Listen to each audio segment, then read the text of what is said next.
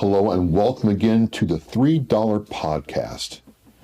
Three Buckleys, $3, one podcast, two companies. I'm Travis, not so much your host, but kind of like a guide on your story through your journey as I talk to Eric, Jameson, and Aiden about their journey with their companies. Thank you for joining us today.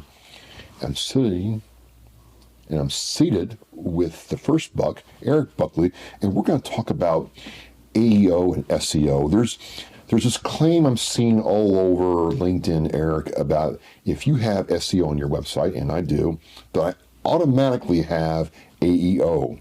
And even I know that that is not the actuality.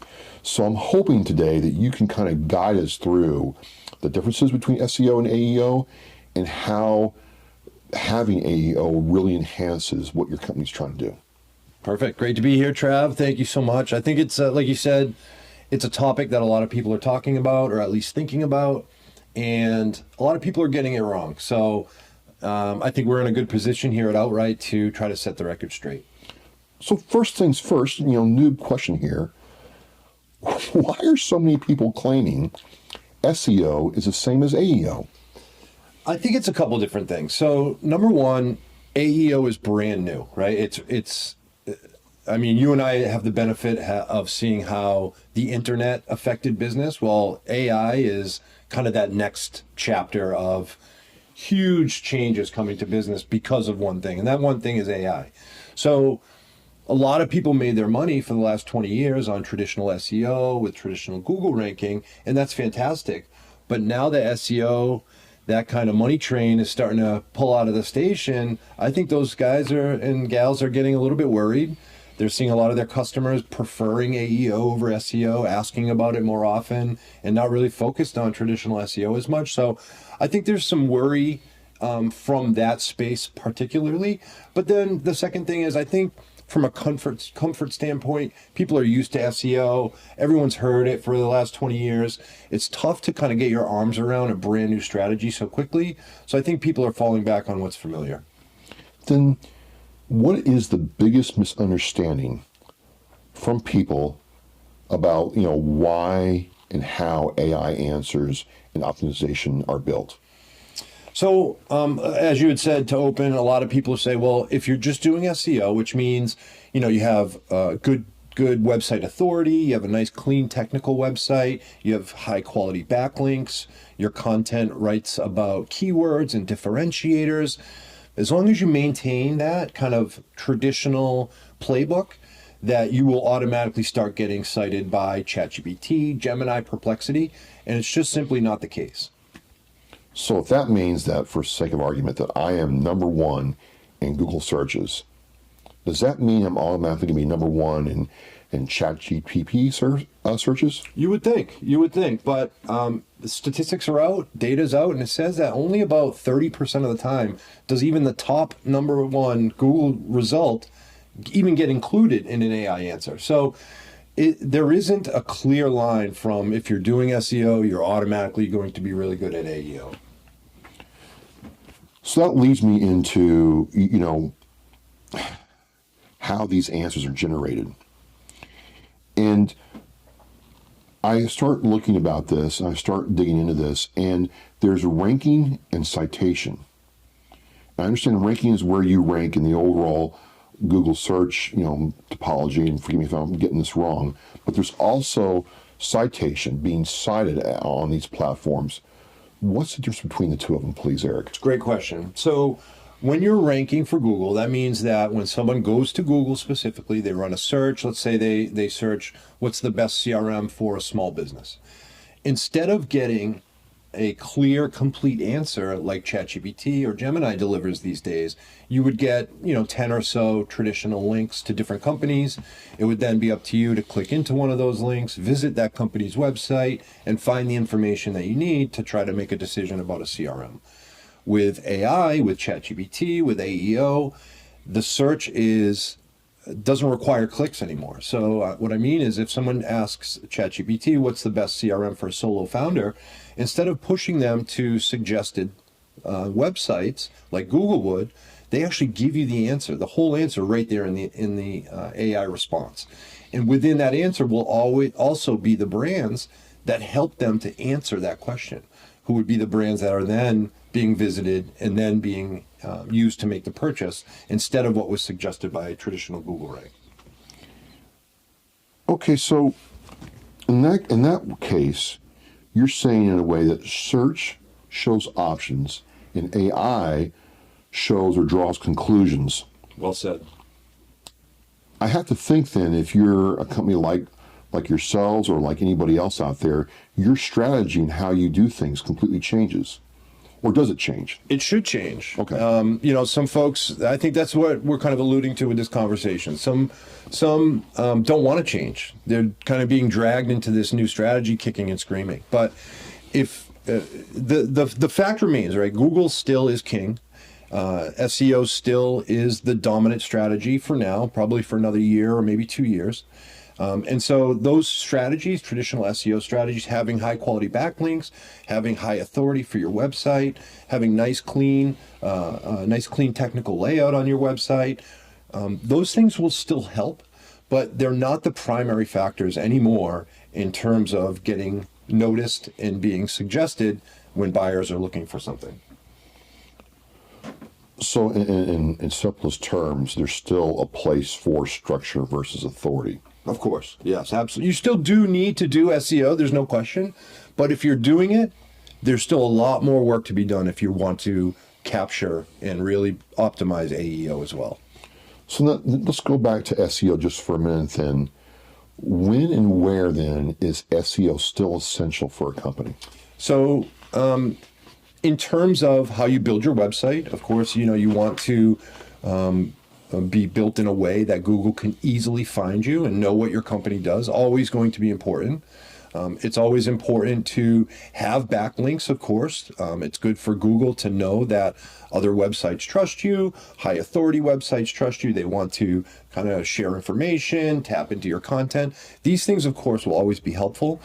But the focus on the focus has changed to focusing on the content itself and the answers that the content can deliver, as opposed to your brand's reputation or how clean your website loads. Things like that aren't as important anymore as providing true, actual answers within your content.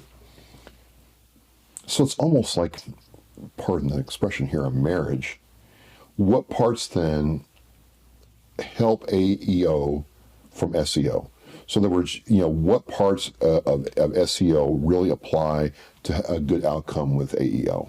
So as long as you have, you still need good authority, right? So you need to be a reputable company, have a reputable website that can be referenced and suggested. Those kind of anchor tenants, the pillars that SEO delivers, are still important, but relying on that alone in order to get you seen in Google will do it, but relying on those alone to get you seen in AI just don't work. So we have some parts of SEO and AEO that work very well together. So I have to think, flipping the coin, that there are parts that don't translate well, where it's still one or the other, and one part does its part like AEO does its part really well. What are the things that don't translate well from SEO to AEO? I think the biggest difference is going to be how you structure your content and what you're writing about. So in terms of SEO, it was important to write about yourself, your brand, make your differentiators clear, make it obvious what your value is, and so that when buyers search Google, they would know how to find you. The difference now with content and what you should be writing about, less about the brand, less about how you're different, less about your own value. Very simply, you need to be answering actual AI queries that people are asking AI about your category. It's that simple. There's this question then that's come to mind for me, and as I'm understanding more about what outwrite.ai does, is what is needed then for good AEO? Great question. So content structure is king, and it's different than traditional SEO structure. So the idea is that when someone asks ChatGPT or Gemini a question, the AIs want to find insights from the live web to answer that query as accurately and as quickly as possible. So then if your content is structured in a way that AI can scan it easily, meaning that your headers are clear, you have question and answer, H2s, H3s. If you serve up the answers to insights in bulleted snippets so they're easily extracted, things like that, that's going to be the biggest difference moving forward in terms of what you may have focused on traditionally for SEO. Then what makes, say, one of my pieces of content AI ready? So, number one, first and foremost, it has to answer an actual AI query. So, if your content is fantastic, it's structured perfectly, but it talks about only your brand or maybe only your competitors, and it's not really relevant with how folks are asking AI about your category, you're not going to get found. So, number one, you have to have it structured perfectly. Number two, it has to be found not only on your company website, but also on third party sites that have nothing to do with you: LinkedIn, Reddit, Medium, GitHub. So that when AIs, they're not just finding your biased content on your biased website, but they're also seeing it across places where you can't control that it shows up. So if they're finding your insights that are structured great, they can easily scan it, easily extract answers, and it's found around the web, you're golden. So, just as an example, just hear me here for a second. It's not enough to tell somebody what I do on my own website. I need to explain to go back to the very old school, what problem am I solving?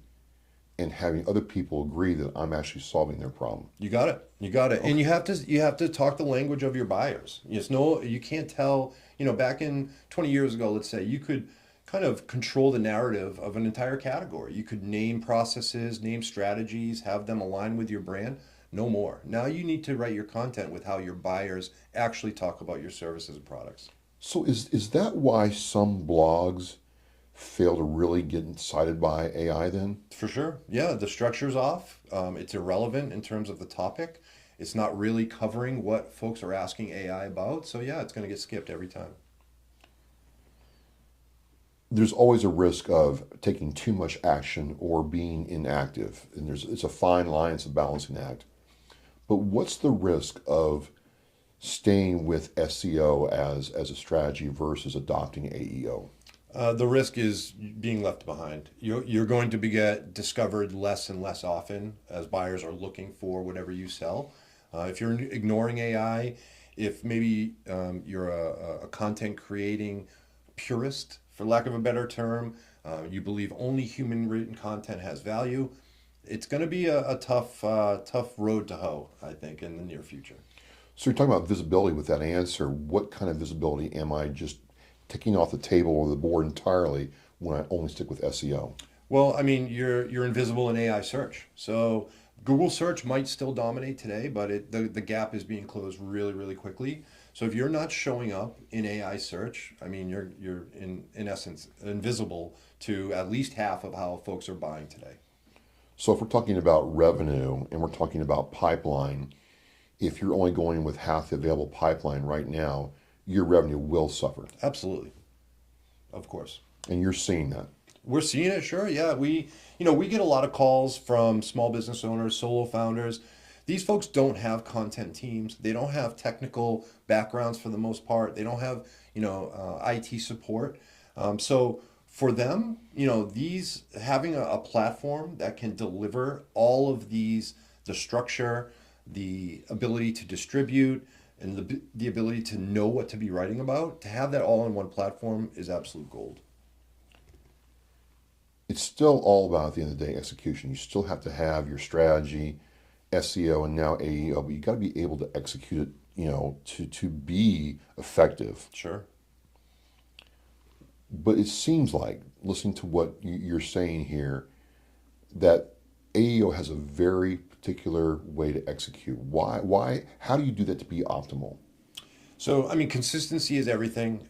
In terms of execution for AEO, it has a compounding effect. So once, the AI platforms discover that your brand is one that can help them answer actual AI questions about your industry, your market, your category, they can start trusting you. They find your content far and wide. They're going to gravitate towards you as a brand that they can cite over and over and over to answer these questions.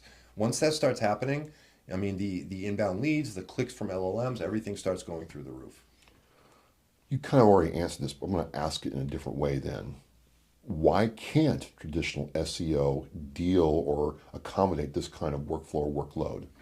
That's a good question. I mean, I can't say that it couldn't. I guess, technically, certainly SEO providers, agencies, the software that, RFs and certain very popular services within SEO, they could absolutely evolve. They could absolutely capture the AEO strategies and tactics that are winning today. I think a lot of folks though are still aren't believing that it's real and still not believing that this is the future.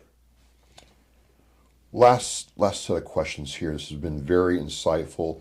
I'm Travis with the first buck, Eric Buckley, on the $3 podcast, and you're getting a master class in AEO versus SEO and the difference between the two. Future state. You got your crystal ball here somewhere, right? I mean, I can see it right here in front of me. Do you think then that SEO will eventually disappear or be, made redundant? Oh, that's a great question. I mean, who knows, right? I mean, it's hard to say. There's so much money involved with SEOs from a pure business standpoint. I think we could replace SEO with AEO easily. I think it's better for the buyer. It's less money that you have to spend to be showing up on Google. The biggest brands that rank, it's because they have the biggest budgets for clicks, ads, keywords, backlinks. So now with AEO, it gives the little guy, the solo founder, the small business owner, the family founding team, a chance to, get in the ring and earn the customers that they should be earning right next to the Fortune 100 brands who just happen to have deeper pockets.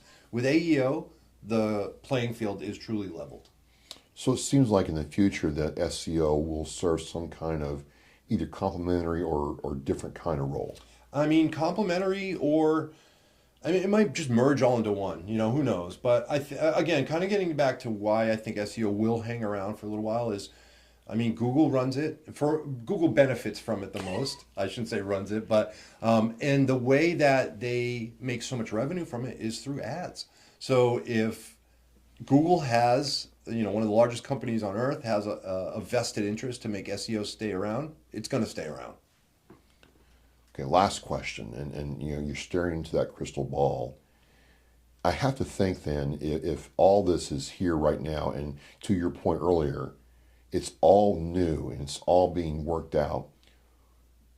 The important question here is what will content generation teams look like in the future? Man, that's a great question. It's fun to think about. I think, there's a lot of buzz right now around tracking prompts, right? Or tracking the questions people are asking AI. And it makes sense. An enterprise CRM brand is going to want to know across every AI platform what the questions are people are asking about their specific category, about their specific products. That said, though, I think that in the future we could see content teams boil down to a single person. I think AI needs to be leveraged a lot more and will be. Right now, we're in that really hard period where people are having to kind of be pulled away from what's worked for them for so long and being forced to adopt and open their eyes to new things, especially writers. So right now, it's a tough transition, but I think we're going to see 100% AI content creation saturation soon, within probably by the end of 2027, where human writers just don't exist anymore. Wow. What we're hearing from Outright AI and these kinds of platforms is that SEO still matters, but it doesn't guarantee inclusion to all AI answers. That's what I'm hearing. Well said, yes. And that's the shift then, isn't it? That's the seismic shift that's happening right now. You got it. In your world, you're seeing that shift happen. And then ranking, the AI ranking helps people find pages like mine. Correct. And yours. Correct. A little bit, just a clarification. AI ranking, call it AI citations or citations. AI visibility. It's a little bit different than a Google rank, which is what we're all so used to, which is why, you keep saying it, I say it. We're just so used to that language. Yeah, citations, mentions, AI visibility, that's where it's moving to.